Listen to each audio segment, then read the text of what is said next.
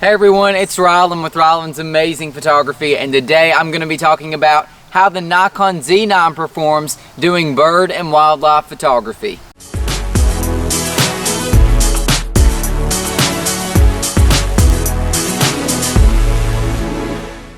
I want to start things off with a bit of an apology. It's been months since I have actually made a video.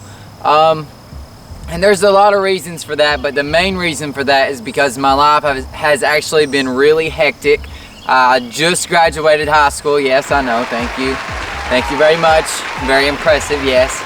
Not really, but anyways, it did happen. So that's honestly been what's really taken up a lot of my schedule. I've taken a lot of college classes and stuff with that, and I have final grades going on, and I had a lot of other activities going on. Photography isn't my only job, so I was dealing a lot with work. But now I'm officially out for the summer until I go to college, so you're going to be getting a lot more content. To be honest with you all, I've not had the chance to use the Z9 as much as I wish I had. I've still got a lot of testing and stuff to do with this. By the end of summer, I'm going to have a full hands-on review come out on the Nikon Z9, because I know a lot of people did want that. But for today's video, I'm just going to be talking about bird and wildlife photography, and honestly, I've not got to do as much bird and wildlife photography with this camera body as what I would have liked to have done. But I'm out in the field today just because of the fact if I see birds and wildlife today, I'm going to be photographing that while I kind of talk about the performance of the Z9. So I'm going to go ahead and head back this way, and you guys are going to get to come with me, of course. So let's go. So one of the main topics I want to talk about with this amazing camera is obviously the autofocus, because when it comes to mirrorless camera systems, especially Nikons in the past like the Z6 and the Z7 and the second model of both of those cameras, to be frank, the autofocus on those cameras has not been very good at all, and especially for photographing wildlife and birds. However, with the Z9, I have not had any sort of problem with autofocus. When I'm shooting birds and wildlife, majority of the time I am in the autofocus mode of 3D tracking, which is basically where there's a box and you can put it on the animal and it will follow the animal all around. And if it's got a good enough view, or you're close enough to the animal, it will actually lock right onto the eye. And it doesn't work perfectly with smaller birds, but honestly, from other reviews I've watched, and my own experience, it seems to lock on to smaller birds better than any other mirrorless camera. And I'm not just saying Nikon. I think it locks onto smaller birds' eyes better than the Sony A1, better than the Canon R3, better than the Canon R5.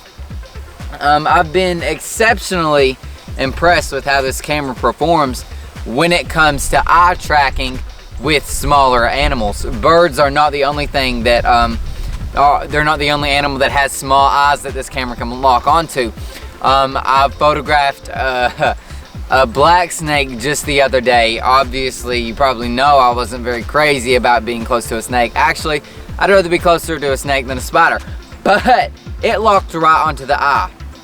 And that was interesting to me because of the fact not only was the snake a dark black, but the eye of the snake was also a dark black. This was like a completely black colored snake, and it locked onto the eye without a problem. And that's something that a lot of mirrorless cameras, especially older Nikons, just simply would not be able to do. And so I'm very impressed with the autofocus of this camera. Now, of course, it's not perfect. When I photograph smaller animals such as butterflies and such, 3D tracking does not lock onto their eyes, and I prefer to go into single point autofocus and just kind of select where I want it to be focused on myself. Of course, area AF, that's also pretty decent for animals. I prefer the 3D tracking over the area AF for animals, but it's honestly a personal preference, I think. I like to have just that box that I can kind of move around to help control exactly where the autofocus is going to be at, and that's something that you don't really have a choice on when it comes to area AF. I don't want to talk too much about other niches of photography besides birds and wildlife, but area AF does work fantastic for humans, and I think that that's the best mode to use for face and eye detection when it comes to humans, but probably not when it comes to birds and other animals. So there's a lot of birds chirping out here today. I'm actually going to move around and see if we can get a photo of one of these animals, and then I'm going to kind of talk about the experience of capturing it and what my settings are and all that fun stuff. But so far this camera is an absolute beast. So let's see if I can find a bird to get a quick snapshot of. So I just captured a photo of a Carolina wren, and to be frank, the autofocus on this camera is absolutely fantastic. It locked right onto the small eye of a very small bird and allowed me to capture a great shot in a difficult lighting condition. I mean, this camera is genuinely the most impressive piece of gear that I have ever had the chance of owning, and I don't even have any Z glass yet. I'm still using all F glass, and Z glass autofocus is supposedly even better than F mount glass. So I'm actually ordering a Z lens tonight. Not gonna ruin that surprise yet, but yeah, this camera is incredible. I mean, I don't have any words for it. There's a few other aspects that I want to talk about in a minute about this camera, but I want to go ahead and put the shot of this Carolina wren up on your screens. Now, it's not like the best shot I've ever taken. It's not like an award-winning shot. It's not really a great shot at all, but I just want to prove the point that the autofocus on this camera is outstanding, and I want to say it locked right onto this bird's eye. And I'm gonna go ahead and move on down to if I see any other birds or wildlife, and then I'll have a few more things that I want to talk about this camera when it comes to its performance in shooting birds and wildlife.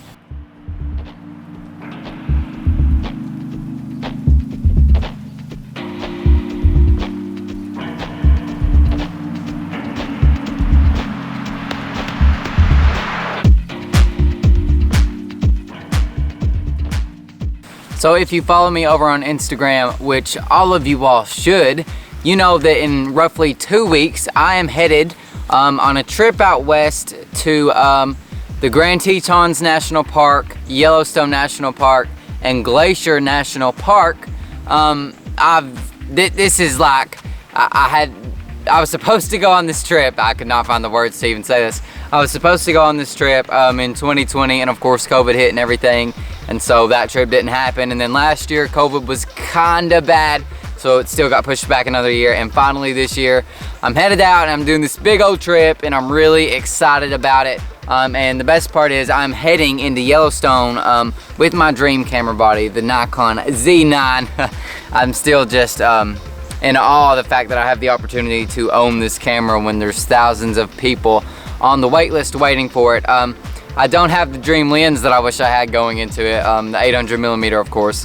Don't have that, not in my price range at the moment. I really wish it was, but I don't have that, and even if it was in my price range and I had it ordered, chances would be that I still wouldn't have it in time. But that's besides the fact. I want to talk about some of the features on this camera that excite me for Yellowstone. The first feature is the fact that I can do silent shooting.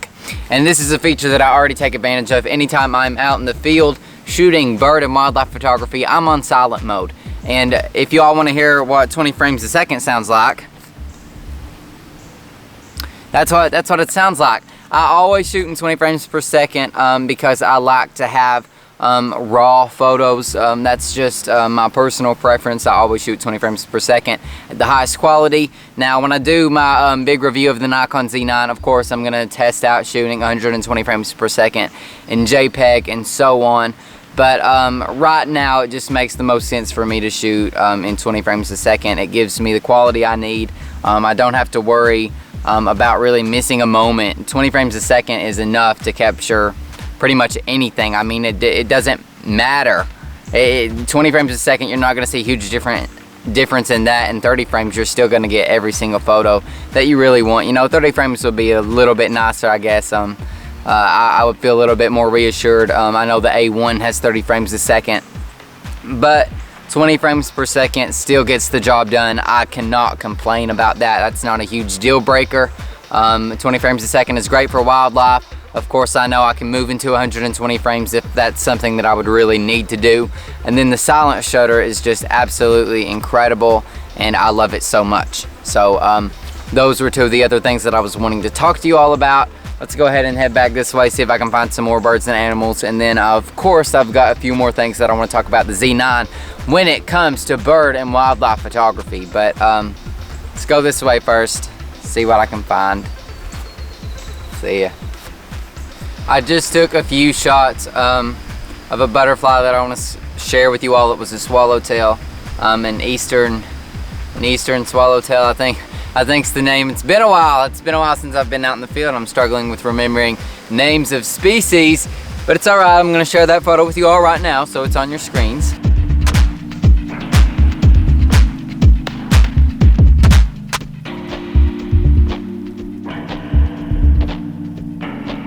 And I want to take another second to just talk about how much I love the Z9. I have never ever had a problem. I've owned a variety of Nikons, and I've never had a problem with liking how the files look, like straight out of camera. I love the colors and the tones that the Nikon RAW files give me. I love the colors and the tones that the Nikon JPEG files give me. They're just beautiful files, and it makes it really easy for me to edit, and I'm just such a fan of how they look. So if you're curious about if these files are the same as like other Nikon cameras, they absolutely are. It's a different format in terms of the RAW file, but it still looks the same. It still produces the beautiful colors and beautiful tones that you expect out of a Nikon camera, and I absolutely love that. I love the ergonomics of this camera. It feels comfortable in my hands. That's always a big one for me. It's got to feel comfortable. It has to not only feel comfortable, but it has to work how I want it to work. It has to feel how I want it to feel.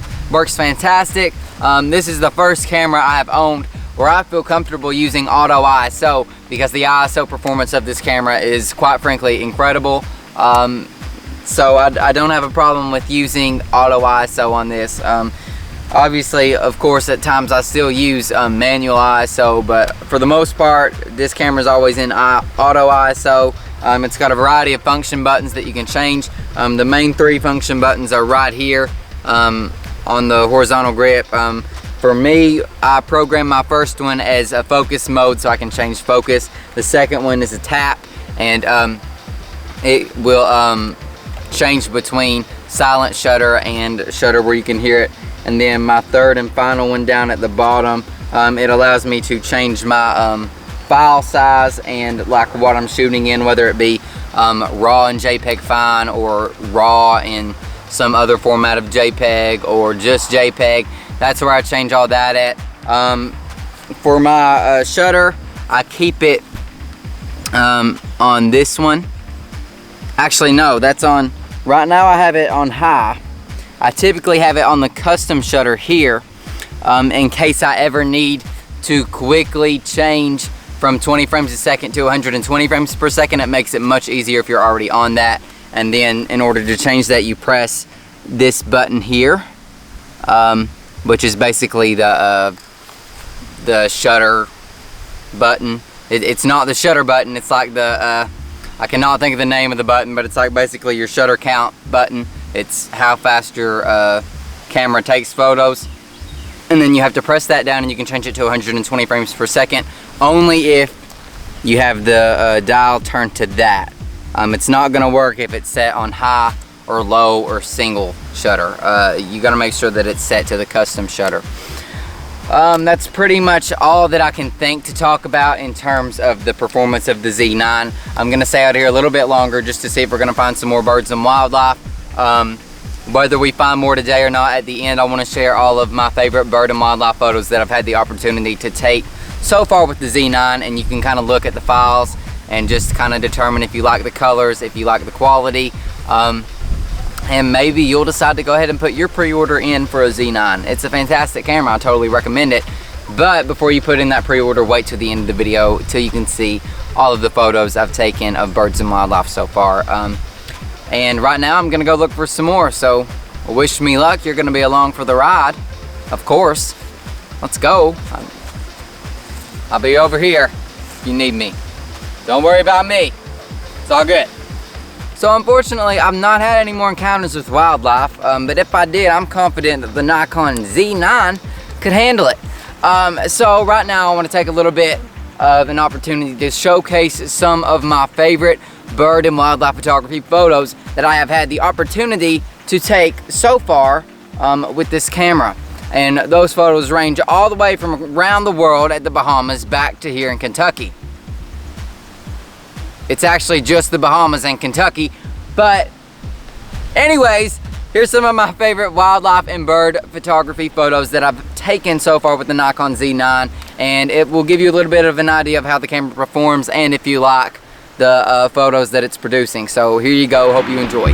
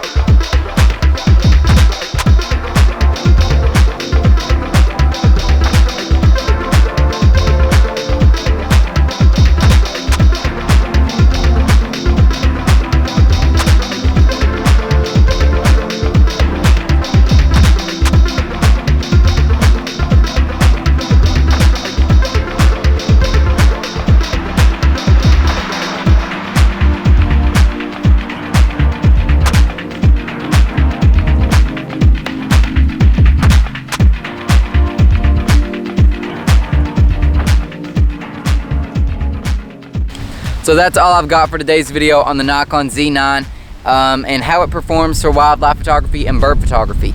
This camera is truly the best camera that I've ever owned and probably will ever own for a long time. It's fantastic autofocus, it has top of the line capabilities, and that is why it is officially Nikon's flagship camera. Not flagship mirrorless camera, flagship camera. Because there's no camera, DSLR or mirrorless in my opinion, that not just Nikon has, but other camera manufacturers have that can beat this camera. It's fantastic for wildlife photography, it's fantastic for bird photography, it's fantastic for all kinds of photography, but just focusing on those two niches today. Stay tuned for more Nikon Z9 content. There's definitely going to be some more coming up. I'm definitely going to do a full hands-on review of this camera. I'm really excited about that. But I absolutely recommend this for bird and wildlife photography. It doesn't get much better than this. I'm going to be getting some Z glass soon to test out, and I'm excited for that as well. Like I said, I'm headed to the Grand Teton National Park, Yellowstone National Park, and Glacier National Park within 2 weeks, and I'm going to be bringing you all some content from there as well. So if that's something that you would be interested in seeing, definitely make sure to go down below and subscribe to the channel. It helps me out a lot, and it'll help you out a lot, because sticking around here, you might learn a thing or two. Thanks so much for watching today, everyone, and I hope you all have an amazing day.